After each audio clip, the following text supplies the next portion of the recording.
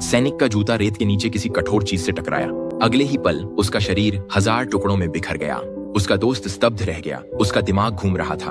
सहज भाव से वह आगे बढ़ गया। क्लिक, दबाव में धातु की स्पष्ट ध्वनि, एक और बारूदी सुरंग। छी! उसके कानों में अभी भी धमाके की आवाज गूंज रही थी। दुनिया धुंधली थी। जब उसकी सुनने की शक्ति लौटी, वह अपने मित्र को घूरता और तब तक चिल्लाता रहा जब तक उसका गला रुंध नहीं गया। लेकिन यह शोक का समय नहीं था। उसने खुद को जबरन ध्यान केंद्रित किया। सावधानी से वह एक घुटने के बल बैठ गया और अपनी लड़ाई की छुरी निकालकर अपने जूते के नीचे की रेत को टटोलने लगा। ब्लेड धातु से रगड़ खा गया। यह निश्चित रूप से एक बारूदी सुरंग थी। इलाके को देखते हुए उसने लगभग 10 फीट दूर रेडियो देखा। उसने अपने जूते के फीते खोले और अपनी खुदाई करने वाली औजार से एक अस्थायी ग्रैपलिंग हुक बना लिया। कई असफल प्रयासों के बाद उसने अपनी पूरी ताकत से उसे फेंका। उस जोर से उसका पैर लगभग सुरंग से उठ ही गया था, लेकिन चमत्कारिक रूप से उसने पैक को पकड़ लिया। घंटों जैसे लगने के बाद वह आखिरकार मुख्यालय पहुंचा और अपनी स्थिति समझाई। उनकी प्रतिक्रिया सुनकर उसका खून ठंडा पड़ गया। बार बार आने वाले रेतीले तूफानों के कारण कोई हेलीकॉप्टर रेगिस्तान में नहीं आ सकता था। जमीन से बचाव दल को पहुंचने में 52 घंटे लगते। उसने अपनी घड़ी का टाइमर सेट किया। 113 डिग्री तापमान में 52 घंटे।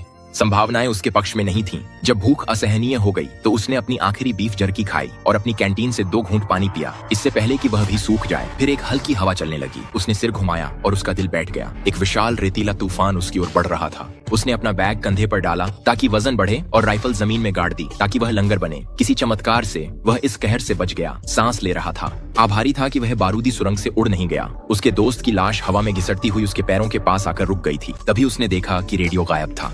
उसने देखा कि रेडियो तूफान में उड़कर 30 फीट दूर चला गया था और उसके भीतर से उम्मीद खत्म हो गई। हालात और खराब हो गए थे क्योंकि वह अपने दोस्त की कैंटीन भी पहले ही खाली कर चुका था। उसने हवा में गोलियां चलाईं और मदद के लिए चिल्लाया, लेकिन रेगिस्तान खाली रहा।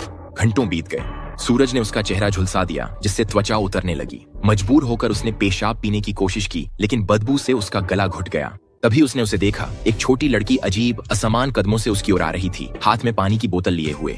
उसने झपट कर बोतल पकड़ी और लालच में भरकर पानी पी गया। उसने लड़की को धन्यवाद कहना चाहा, लेकिन वह समझ नहीं पाई। लड़की ने एक खिलौना सिपाही निकाला और उसने भी अपनी जेब से एक खिलौना सिपाही निकाल कर उसे दिखाया। उसने खिलौनों को जमीन पर सजाया और एक को आगे की ओर धकेलने लगी। वह समझ नहीं पाया कि वह उसे क्या बताने की कोशिश कर रही थी। उसने बेताबी से रेडियो की ओर इशारा किया, मदद की भीख मांगी, लेकिन वह मुड़ी और भाग गई। रेगिस्तान की धुंध में गायब हो गई।